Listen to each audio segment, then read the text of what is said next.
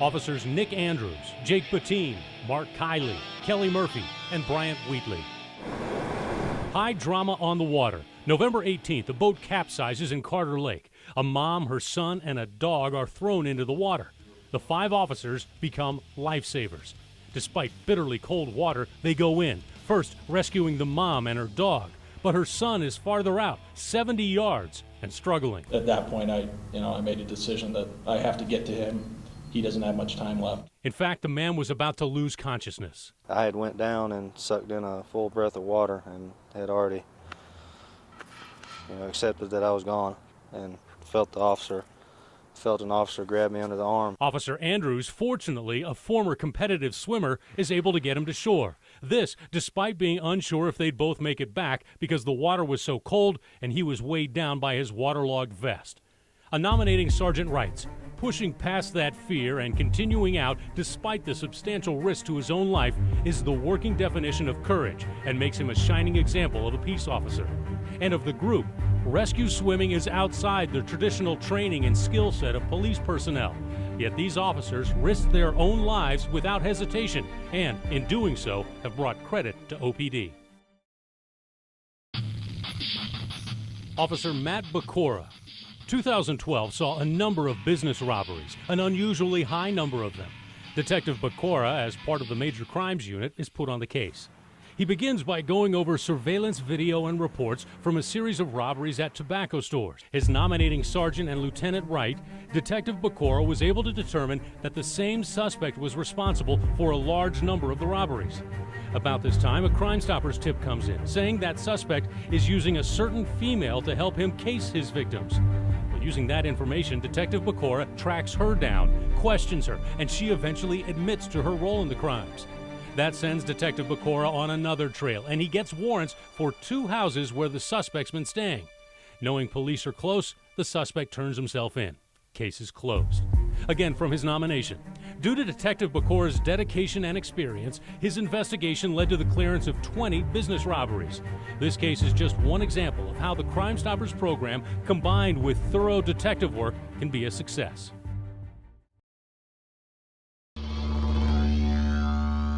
Officer Alexis Bolts. January 13th, near 42nd and Ohio, a man is about to be killed. The bars came into my house and was like, he got a gun, he got a gun. Deveris Nealon and Antonio McNichols are fighting over the mother of McNichols' children. There are gunshots. Nealon's hit and killed. McNichols speeds away with those 4 young children in the car with him. Officer Bolts hears the suspect's description over the police radio. Alertly, she spots a car going the other way, matching that description with a man and 4 young children inside. She spins around, chases the car until it stops, and with other officers is able to arrest McNichols. The children are okay, even though McNichols hid his handgun, the murder weapon, in one of their backpacks.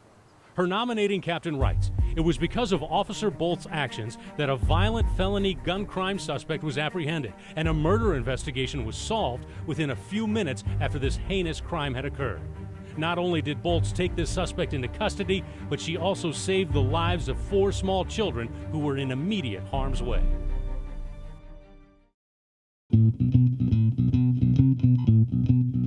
Officer Brian Garrity. When you're talking about the drug cartels from Mexico, you're talking about dangerous individuals. And some of them are off the streets now thanks to Operation Southpaw.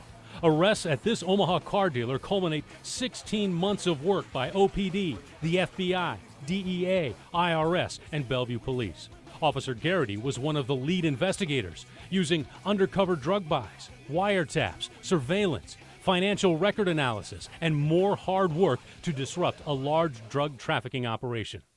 During the investigation, Officer Garrity is able to establish that the operation based in Omaha had connections across the country to both coasts and to Mexico. He was also able to learn the identities of the leaders, and as a result, the team was responsible for these numbers. More than 17 federal indictments, 46 vehicles seized, about $118,000 in cash, and more than 32 pounds of meth with a street value in excess of $1 million. His nominating sergeant writes, through perseverance, communication, cooperation, and dedication to duty, Officer Garrity was able to dismantle a large drug trafficking organization operating in the Omaha metro area. In doing so, Officer Garrity made Omaha a safe community for us all. Officer James Haley and Officer James Holtmeyer. The officers both came on the job December 2008. In just 4 years, they've made an impact, and 2012 was a remarkable year. January, they stop a car and determine that the passenger's acting suspicious. They find crack cocaine on it. February, another traffic stop, an unregistered gun, and on a cell phone, pictures of a marijuana grow operation. April, they approach a man who puts a bag of crack in his mouth. They get the drugs and a loaded illegal gun. May, another traffic stop, another gun, this one stolen in a robbery. July, they spot a suspected drug dealer, arrest him, and find meth, crack, marijuana, and cash. And November, during a shots fired call, they turn up a drug scale and marijuana in a suspect's house.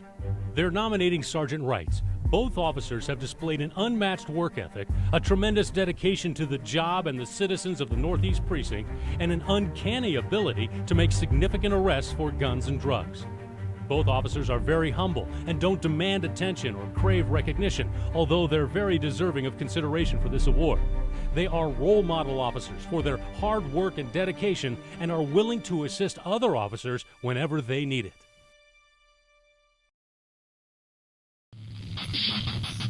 Sergeant Jeff Kopetz. For 7 years, Sergeant Kopetz has been a supervisor in the Fugitive Squad, a part of the Metro Area Fugitive Task Force. His duties include supervising background investigations and apprehension of dangerous fugitives. In 2012, Sergeant Kopetz supervised the arrest of more than 1,100 fugitives. More than a dozen of them suspected killers, wanted for homicide or manslaughter. Hundreds were wanted for drugs or weapons. 50 or so preyed on young kids or were wanted for sexual assault. More than 40 were wanted for robbery. And all of the arrests are by the book, because Sergeant Kopetz is not only fast in responding, he's meticulous about his planning, protecting his officers and the rights of the public. His nominating Lieutenant Wrights. He is the consummate law enforcement professional. He has dedicated the majority of his career to one of the most dangerous yet rewarding aspects of the law enforcement profession. He is vital to the success of the Omaha Police Department, the safety of the metro area, and the reduction of violent crime. Officer John Martin. Robbery is a highly violent crime. And that's why Officer Martin's work on breaking up a series of Omaha robberies is crucial. Throughout the summer, crooks kept hitting convenience stores. As an investigator in the Major Crimes Unit, Officer Martin pored over all the surveillance. Working extra hours, even on days off, he determined which ones were done by the same two guys. Eventually, the robberies are linked to some auto thefts, the cars used in getaways. One of those cars was found, a suspect detained. Officer Martin recognized that there could be a tie and interviews the suspect, who ends up admitting to being involved in the crimes. The arrest cleared 36 robbery cases in the metro, 24 of them in Omaha. His nominating sergeant's right. Officer Martin is a dedicated detective who worked countless hours on this robbery series. Without his hard work, dedication, and attention to detail on this series, it may have gone unsolved. He is a strong asset to the Major Crimes Unit and the Omaha Police Department as a whole. Officer Christopher McElligott. Good eyesight and a good memory help Officer McElligott put a suspected serial robber out of business. Late Halloween night, Officer McElligott's at a stoplight and happens to notice a green Ford Taurus with no plates driven by a heavy-set black male. That's when he remembers a recent roll call alert, a robbery bulletin describing a green Ford Taurus within transits driven by a 250 to 300-pound black male. Officer McElligott follows the car into South High's parking lot and makes contact with the driver. At that time, he sees cash on the floor. Eventually, CIB gets a warrant, searches the car, which produces evidence from several robberies. His nominating officer writes, as a result of McElligott's keen observation and relentless determination, the serial robber has been charged with 4 robberies, possession of a weapon during commission of said robberies, possession of a short shotgun, possession of a stolen firearm, and possession of a controlled substance, which was meth. Officer Matt Reck. High energy helps clear some high-profile robberies. A radio call comes in. 3 men wearing masks, one of them with a gun, are trying to rob the Cubbies at 42nd and Redmond. Moments later, Sergeant Reck arrives and sees the 3 suspects walking away. All 3 still have black nylon masks covering their faces. Sergeant Reck draws down on the suspects, and 2 immediately comply. The third, the one with the gun, initially resists, but eventually submits. The gun was used in 5 robberies, including one here, 4 of which Sergeant Reck investigated, and he's able to connect all 3 suspects to those crimes. His nominating lieutenant writes, Sergeant Reck showed keen awareness and bravery when confronting the suspects. Sergeant Reck leads by setting the example, and he expects his officers to also take the initiative when there are issues affecting the precinct. He always seems to have a nose for the bad guy and takes the time to mentor his officers to mirror his approach.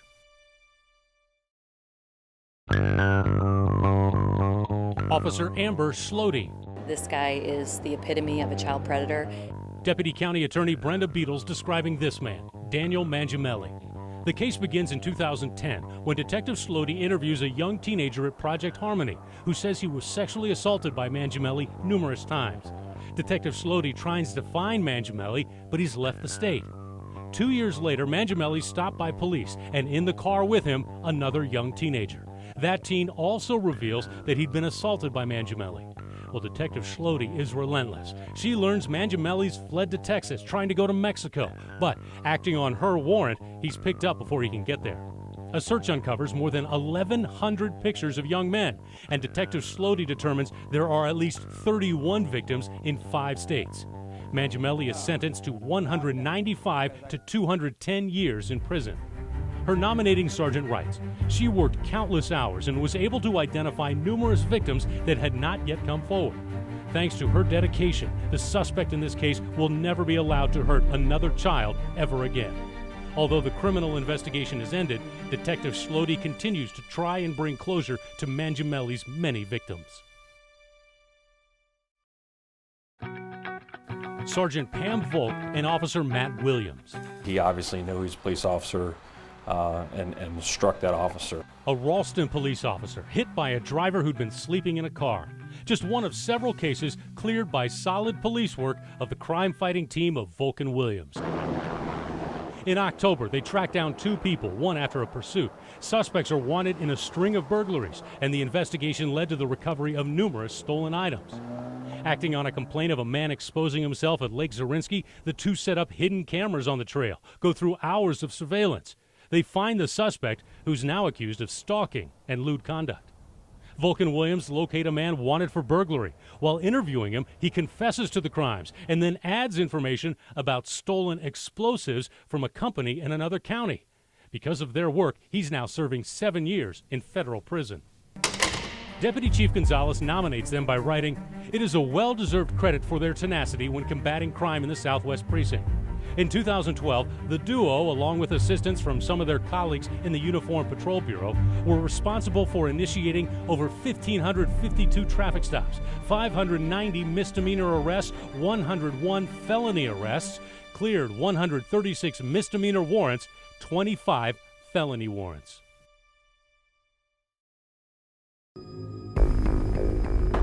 Sergeant Robert Wondra. It's not real life, but it could be. This is OPD's active shooter training, teaching officers how to handle the horrific, like what they should do if a school is targeted. It started back after the Columbine shootings. Sergeant Wondra and several others developed an active shooter training scenario. Other law enforcement started using it. One police chief wrote, "I was extremely impressed with Sergeant Wondra's knowledge and professionalism." And because Omaha businesses are not immune from the threat, people other than law enforcement are learning from Sergeant Wondra. In fact, one wrote, "Sergeant Wondra did an excellent job, and I would recommend his training to any other business." His nominating lieutenant writes, "Sergeant Wondra has become the go-to man on the department for businesses for preparedness for tragic events such as an active shooter." Unfortunately, when turning on the news, we see these multiple shooting events all too often. However, it provides some comfort to know that we have law enforcement personnel such as Sergeant Robert Wondra working hard to help keep the citizens of Omaha safe.